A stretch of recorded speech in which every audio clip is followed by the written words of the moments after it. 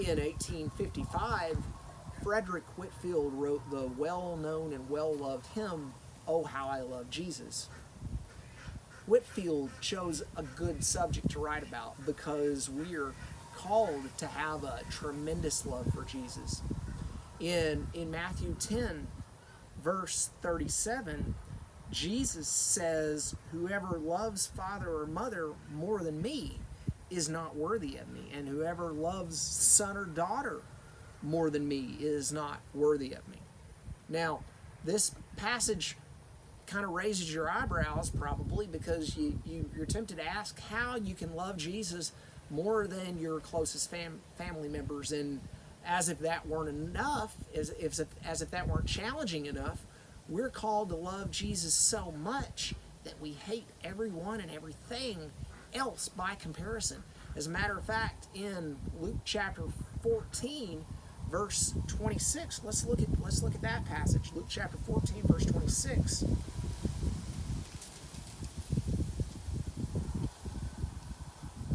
Here Jesus says, "If anyone comes to me and does not hate his own father and mother and wife and children and brothers and sisters, yes, and even his own life, he cannot be my disciple."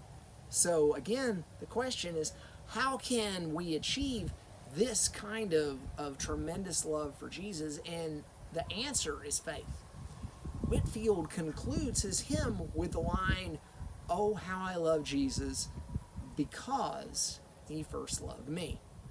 Whitfield, as a matter of fact, he's expressing the thoughts of the Apostle John when John writes in 1 John 4:19 that we love because he first loved us.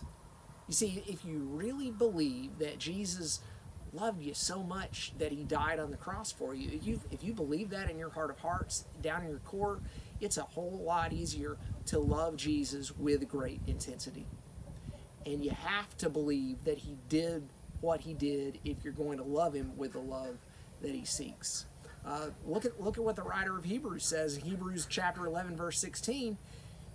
The writer of Hebrews says that without faith it's impossible to please him. For whoever would draw near to God must believe that he exists and that he rewards those who seek him. You've got to believe the good things that God has done for you are true. Believe that Jesus loves you with everything he has, and you can love him with everything you have, with the intensity that Jesus desires. Years ago, Reebok Sports Apparel Company introduced the slogan, "Life is short, play hard." That slogan was a call to intensity, and a few years later, there was another version of the same idea that was out in an advertising campaign, "Go hard or go home." Or, in other words, if you're not going to give it all you've got, don't bother. So Jesus in Matthew chapter 10, verse 37, having told us to love him more than anyone else, Jesus calls us in the next verse to follow him with intensity. Again, Matthew chapter 10, let's look at Matthew chapter 10, verse 38, verses 38 and 39.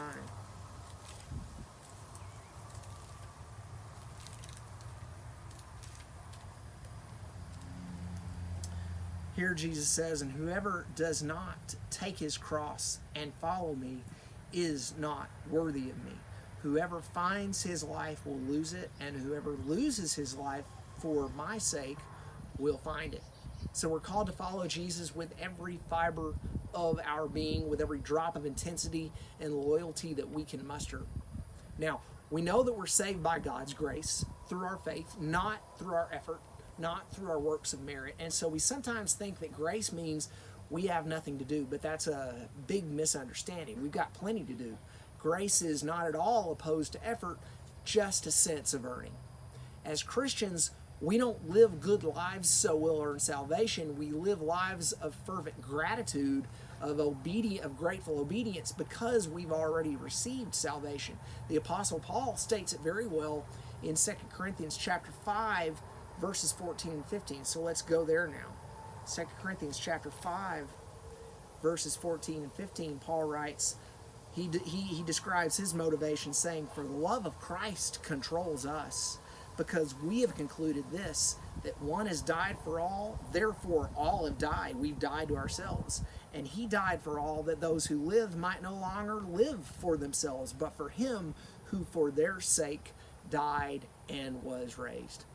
So give your Christian walk every drop of intensity you can muster, because there's no way we can thank our God enough for what he's done for us. Let's look at what the writer of Hebrews says in Hebrews chapter 12, verses 3 and 4. Here the writer of Hebrews says, "Consider him who endured from sinners such hostility against himself, so that you may not grow weary or faint-hearted. In your struggle against sin, you have not yet resisted to the point of shedding your blood." We haven't yet shed our blood for him, but long ago he shed his blood for us. And let's never forget it, and let's make sure our lives express that understanding.